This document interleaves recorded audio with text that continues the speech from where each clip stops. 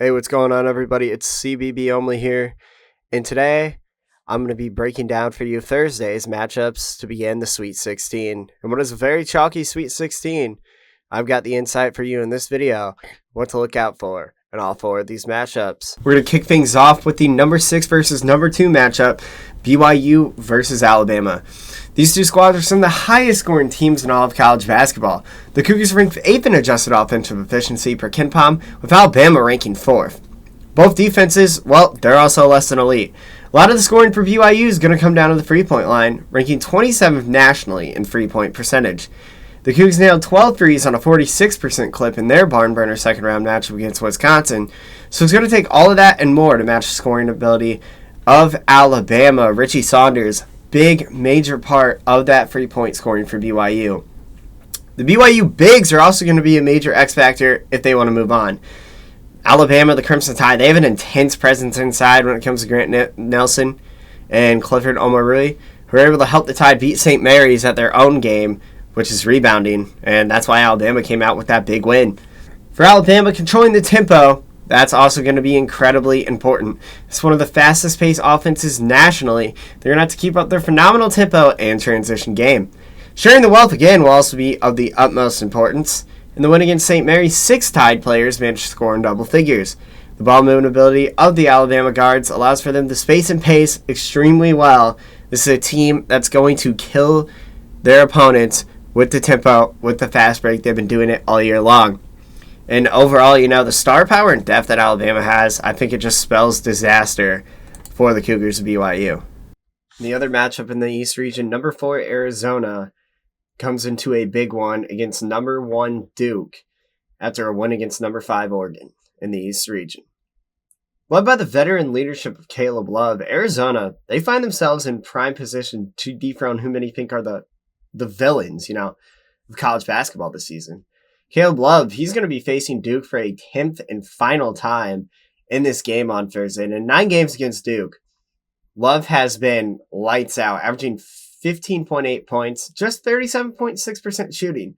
He's been a leader for his team, spent a lot of time in North Carolina, facing off against Duke, had that big Final Four win against Duke a few seasons ago. He's got a 5-4 career record against Duke.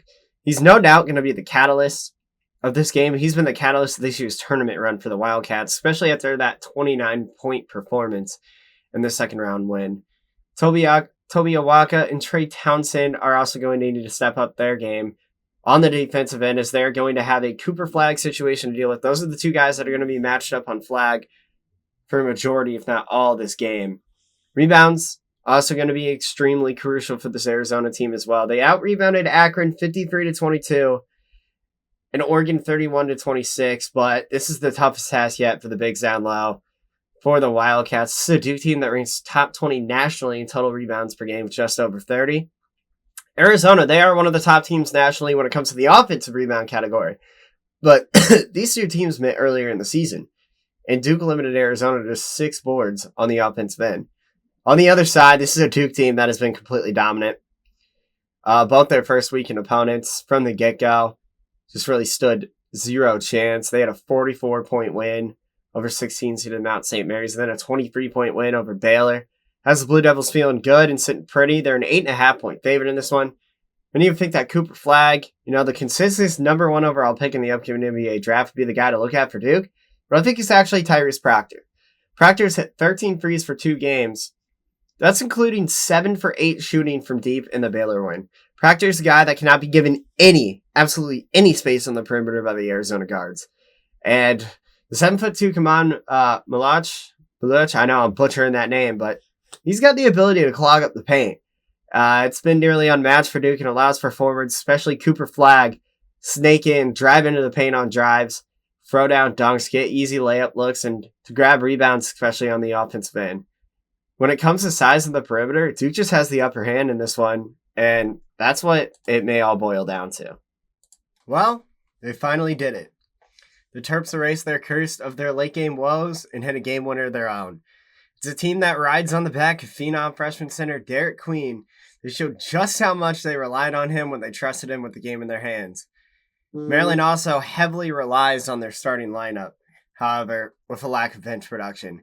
The team averages 81.7 points per game, some of the best scoring in the nation, but 70 of those points are coming from their starters.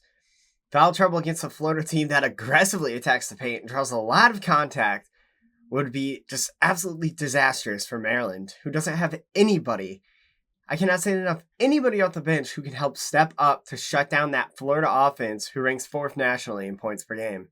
Florida, well, they're the team I thought deserved the number 1 overall seed, but they were pushed to the brink by the reigning champion UConn Huskies. It took a Walter Clayton takeover in the final minutes to escape with a 77-75 victory. But Clayton's been on fire from deep range, knocking down 5 of his 8 attempts in the second round victory. Florida's going to have to be able to go deep to their bench yet again, especially if those guys in the paint, Thomas Howe, Michael Landhogden off the bench. Physical play doesn't really seem to be an issue for a Gator squad that's surging. Elijah Martin and Will Richard, another name butchered. Oh well, here we go. They've also provided great scoring support for Clayton, each of them being in double figures last game out. Florida just seems to have an edge against the Maryland team, who is a possible missed travel call away from being eliminated. Well, let's everybody give a big warm welcome back to John Calipari, who's made his first Sweet 16 since 2019.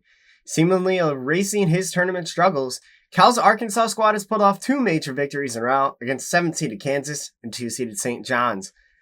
This Razorback team, though, they need to clean it up when it comes to the fouls. St. John spent a lot of time at the line and playing bonus basketball in the second round win. Arkansas runs an 8-man lineup, and it seems that every time any of them are on the floor together, they just click. The big men in the middle, Brazil, Adu, and Avicic, have been able to get it together at the right time, and the wings for Arkansas have been playing lights out offensively as well. Sophomore DJ Wagner erased his tournament struggles after being held scoreless by Oakland last year. Arkansas has all the pieces, and after a slow start to the season, they looked like a team that should have been way higher than a 10th seed. On the other side, the Red Raiders of Texas Tech have been able to pull away late in both their first weekend matchups. After back-to-back slow starts against UNC Wilmington and Drake, the team has really shown their ability to come alive, especially on the defensive end in crunch time. JT Toppin and Darian Williams combined for 53 in the win against Drake, and those 2 are huge for a team that loves to operate with their forwards inside the arc. Texas Tech made just 2 threes, but still put up 77 points to beat the Drake Bulldogs. The size and strength matchup looks very good for Texas Tech, as they're going to need to attack down low, especially on Big Z, who has found himself in major foul trouble in both contests thus far for the Hogs. The question lies on if Texas Tech will be able to get it done from the perimeter when it matters most. They showed it round 1 with 13 made threes, struggled with just 2 made threes, like I said, against Drake.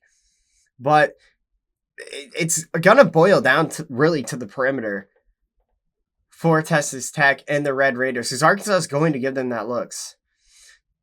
Like I said, they need to show it again, and more production in this Sweet 16 matchup needs to come from the guard Kerwin Walton. He's someone that's not afraid to let it fly. Shot 8 of 19 from 3 in the first round win against UNC Wilmington. The guards for Texas Tech are going to have to show their stuff if they want to get out there and, take themselves to the Elite Eight, beat Arkansas.